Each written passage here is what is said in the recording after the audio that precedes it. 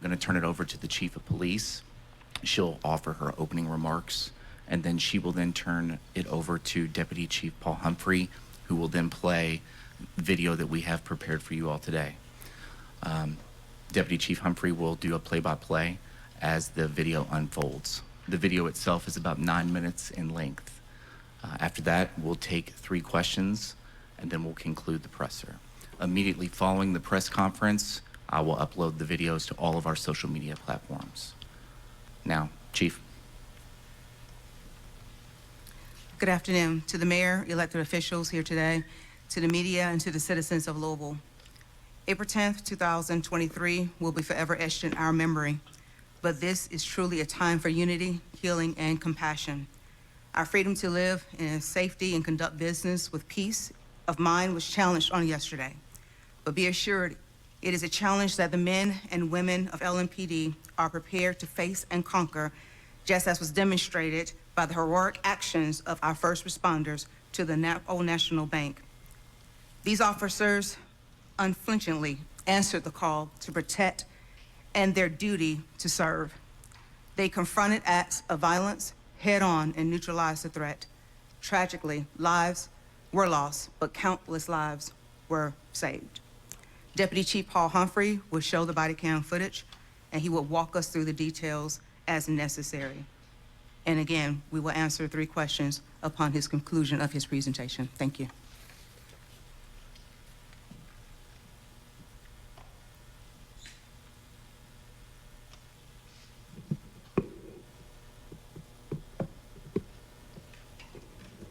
Okay, thank you. Again, as Sergeant Sanders said, after the conclusion of this press conference, all videos as well as the officer's information will be posted to our social media platforms for everyone to be able to access. So on Monday, April 10th, 2023, Louisville Metro Police responded to 333 East Main Street at the Old National Bank on the report of an active shooter. I'll show you the overhead, and we will walk through this entire situation. I will explain prior to each video what you're about to see so that you have an understanding of how events unfolded. At 333 East Main, you can see that's the building there, right next to Louisville Slugger Field. Main Street runs east and west, while Preston Street runs north and south.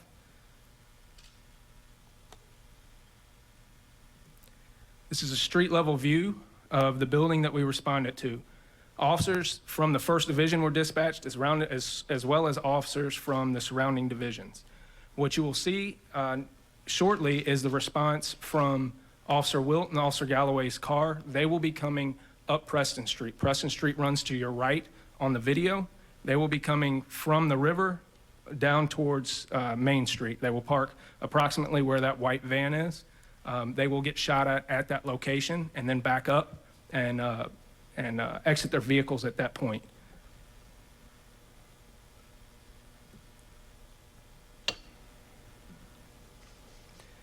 So I want you guys to understand how we talk about and how we train and prepare for active shooter situations. It's easy to tell an officer that you have to run towards gunfire. It's another thing for them to actually do it. Anybody who's ever been shot at can tell you it is not fun, and it doesn't matter how many times you get shot at, it doesn't get any easier. Plain and simple, everybody reacts in different ways to gunfire. We have to train our officers and put it into them, into their character, that their job is to go towards that danger in order to protect others. Our decision-making model that we use starts with our safety priorities. Our safety priorities are grounded in our ethics that all life is sacred, and decisions have to be based on who is in the most imminent danger right now and who has control of the situation, who can remove themselves from the situation.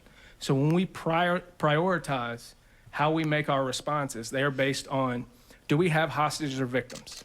Obviously, in an active shooter situation, we already have victims who have been injured, who are currently at risk of dying, as well as other potential victims who cannot remove themselves from that situation. Do we have other bystanders and civilians in the area who aren't the direct targets of that violence, but still need to be protected? Officers come next in protecting ourselves in order to de-escalate this situation, because we have a duty to respond and we have a duty to protect, and we have the tools and the authority to protect others. Finally, the suspect. The suspect has the ultimate say in every situation. We pray and we hope that the suspect gives up and complies peacefully prior to our arrival. But if they don't, then the officers have to take the appropriate action to make sure that they protect lives as they go throughout these events. The mission of being the police is fundamentally to protect lives and protect constitutional rights. That is absolutely what these officers did today, or yesterday. You will see Officer Wilt's video. Officer Wilt was a brand new officer. He had no experience. He was going based on two things, his training and his character. And you will see that he never hesitates, even after getting shot at. This young man went back in to the line of fire in order to protect others. And you're going to see that and how he made his decisions and how they ultimately protected other people's lives. Here's a quick chronology of events of the initial response by officers. So at 8:38, officers are initially dispatched, and they arrive on scene by 8:41. You will see when we show the video from Officer Wilt that they are immediately shot at while they're still inside the car, or at least shots are fired in their direction. They do not know exactly where these shots are coming from exactly, but you'll see that they're coming from the front lobby area of the building. At 8:42, they have redeployed, exited their vehicles, and began to ascend the stairs going into the lobby area of the building, at which time Officer Wilt is struck. Officers then continue forward in order to make an entry and respond to the shots. Officers rescue Officer Wilt, and I'll describe those events as they happen. Next, what you're going to see is, and I'll give a disclaimer here, there is some graphic images, but all of the really graphic images have been blurred out, but we are trying to give you an accurate portrayal of the events as they happen. You will not see any victims from the active shooter situation. This is simply the encounter between officers and the suspect.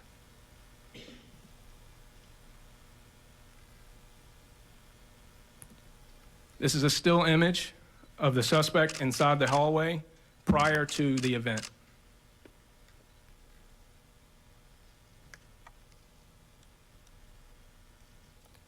This is a still image of post-shooting of the active shooter victims, where he then went to the front lobby and set up an ambush and waited for officers to respond. He remained in that front lobby where he shot at another couple of people who passed by, and then he lied in wait for officers to respond, and as soon as he saw them, he shot at them. That's where he shot Officer Wilt. Officers cannot see inside this area.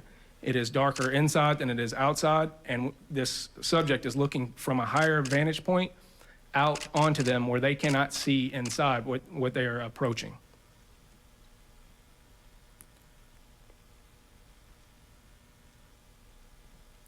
You'll now see Officer Wilt's video. Officer Wilt is in training, and he is the one driving the vehicle of his training officer, Officer Galloway. You'll see them approach on Preston. They will park and immediately back up as they get shot at, and then reapproach after they redeploy.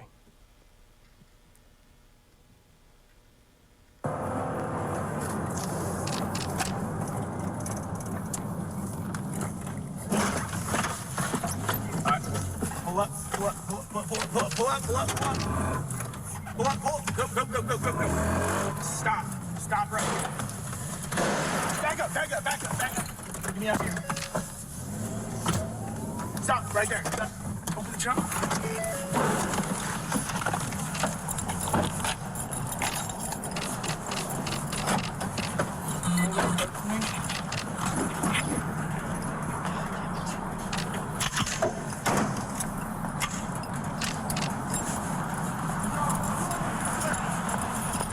Back around, then we do have shots fired. Back and we'll make this entry from the east side on Preston Main.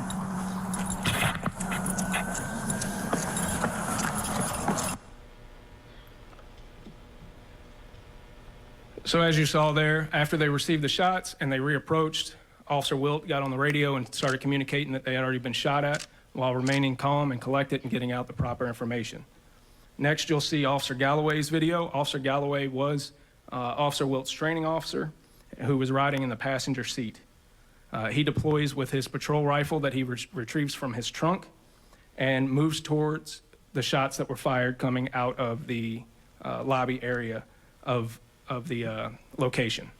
What you will see is the continuation all the way through this event at this point.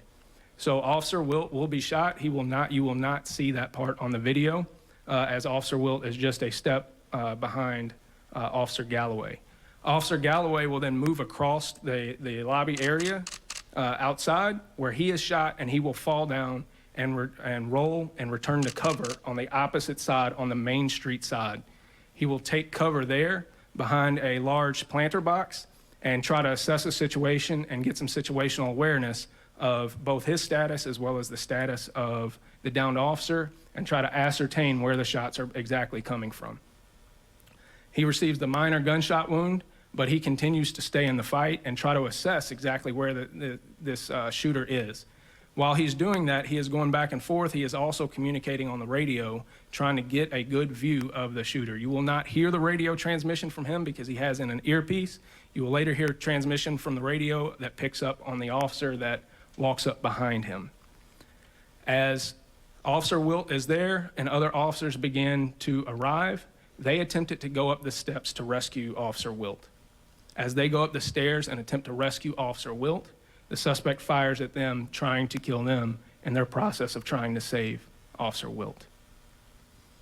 When the suspect does this, he breaks out the glass and shoots again through the glass, breaking it out, where Officer Galloway can finally get the vantage point to see where this threat is coming from.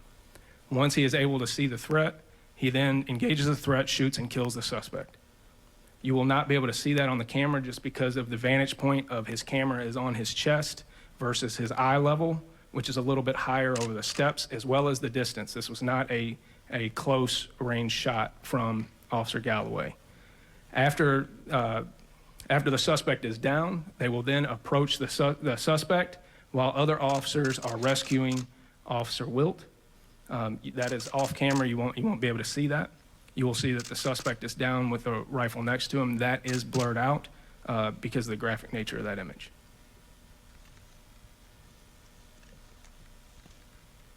Hold it, cover for me.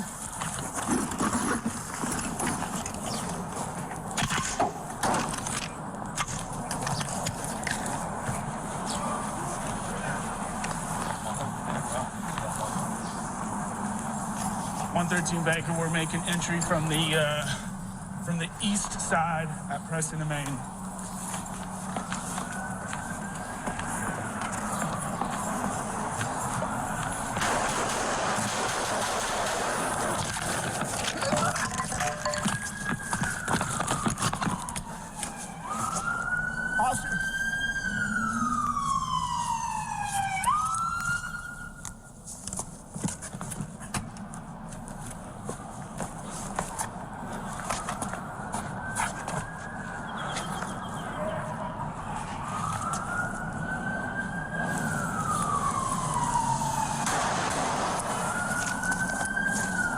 Damn it!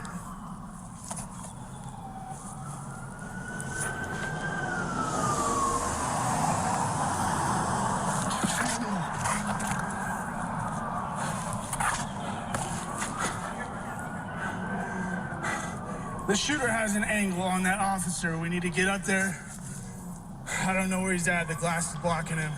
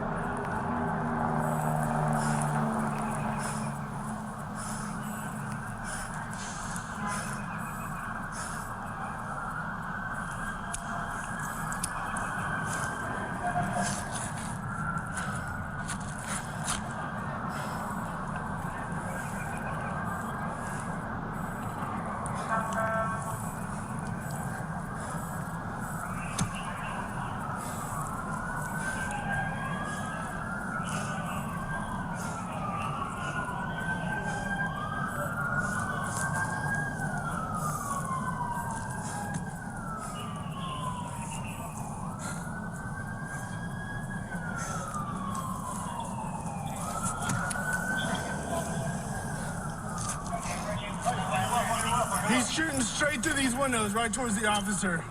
We need to be able to plate somehow to be able to get there and pull him down from the stairs.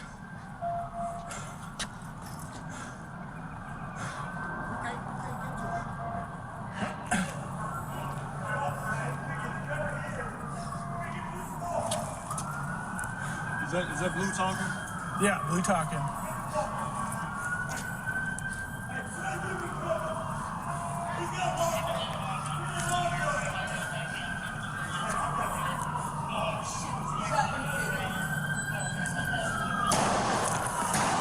God, don't have an angle.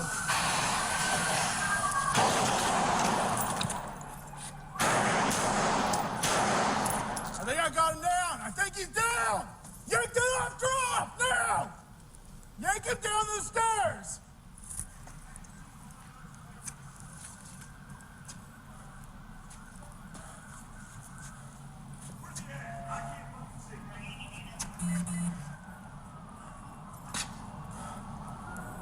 I think he's down.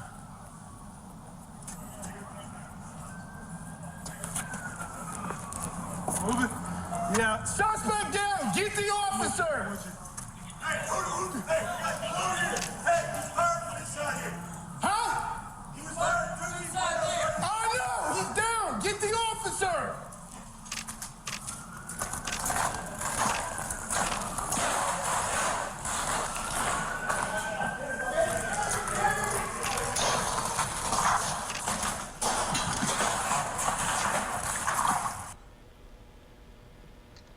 All right, so just to give you a couple of understanding about a couple of phrases that you might have heard in there. One was, "Is that Blue talking?" They were talking about, are those other officers that are talking versus civilians.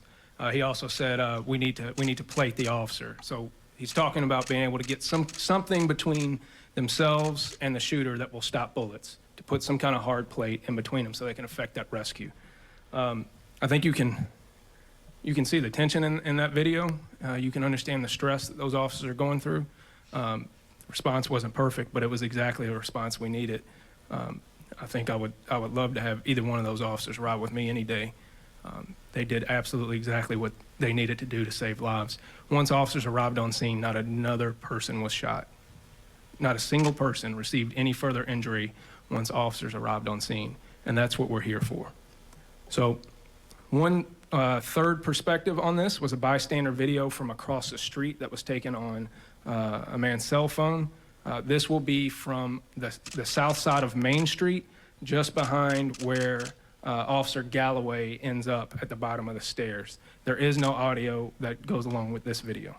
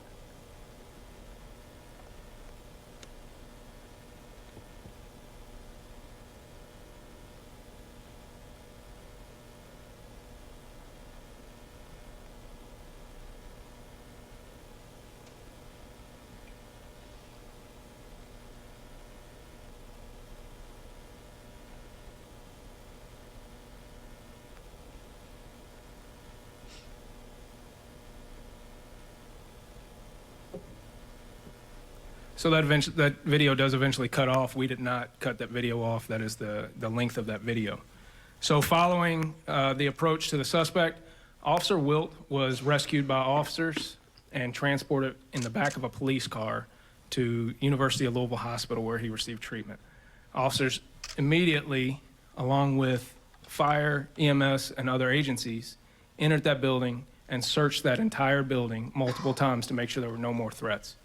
When they did that, they also took medical supplies in and began immediately treating and triaging and transporting victims of that shooting. From our conversations with medical staff, it is 100% certainty that officers' medical treatment saved lives that day.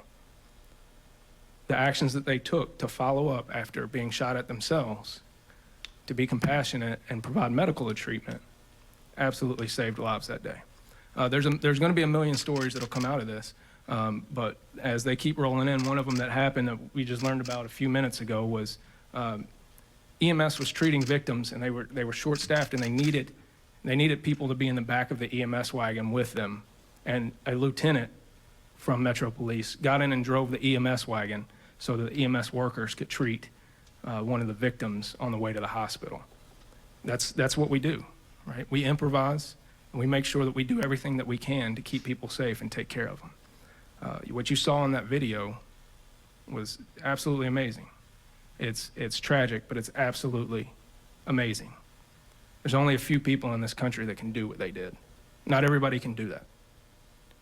They deserve to be honored for what they did, because it is not something that comes easily. It is not something that comes naturally. Anybody who gets shot at reacts. For people to react by staying there, staying in the fire, and going back inside the scene, keeping themselves in danger, that's superhuman. Those men are amazing. The women that responded are amazing. The EMS workers, the firefighters. If you guys don't know, EMS and fire go inside that scene with us before we're able to say that it's safe. Sheriff's officers, off-duty officers, all came out and went inside that scene before we were able to guarantee that it was safe. And those actions absolutely save people's lives. And we want to focus on those victims. We want to focus on those people that lost their lives, that were injured. We also want to recognize those heroic efforts that also saved lives. As I said before, this video will be posted in its completion, along with the personnel files of the officers that'll be available. But I'd be remiss if I didn't say that, the most heroic things at the peak of our career that we do are shrouded in other people's tragedies. As a profession, we are here to save people. And even though we saved lives that day, there are people that lost theirs. We need to honor and respect them and make sure we pray for them and take their families under our wing and take care of them. And we also need to do the same for those officers, because they're hurting as well. They're not just physically hurting. This hurts emotionally. So we need to make sure that we take care of them and we understand the sacrifice that they make every day. We'll turn it over to questions at this point. When Officer Galloway is outside by the planter, where exactly is the shooter? Like you do at the pinpoint inside structure. Where is he? Was he able to communicate with other officers or other officers on the other side on top of that? So I'm not going to make a comment about any communication that happened, but he was moving around inside the front lobby area. So there's a front foyer where the elevators and things like that are, as well as some offices. And he was moving pretty deep in the structure. So when you open up the front door, the front glass door, there's a space with a secondary set of doorways, and then doorways that go to offices on either side with elevators. And so he was moving in and out of that space. So he was pretty far back in there. Yes, sir. You mentioned the gunman had set up essentially an ambush position inside the building. Could you speak to that a little bit more? I know we saw that one still photo, but I was hoping for a bit more context. So when I say that, he went to the front lobby after assaulting the victims in the office area, and he could see out where no one could see in, because he's, like I said, two sets of doors deep. when you combine that with that non-reflective glass, the sunshine, the elevated position, officers could not see inside those doors on their approach, whereas he could see out to them. And so that's why he was able to fire on them before they ever saw where he was. And it's your understanding that he was essentially almost waiting for the police response? It appears that way. The two officers arrive on scene very quickly. And watching this, it feels like it goes by very slowly as we're watching. But do you have a sense of how long it took other officers to arrive on scene and begin providing backup to the two who just arrived? So that again was it was less than another 3 minutes. So it feels like eternity to watch. You can only imagine how it felt for them being there in that moment. These types of events are a little weird from the standpoint of time compression and memory and those types of things, but they feel like they happen like that. They also feel like they take forever. So yes, that was a tough 3+ minutes to watch while they waited for officers to get there and take care of business. Thank you.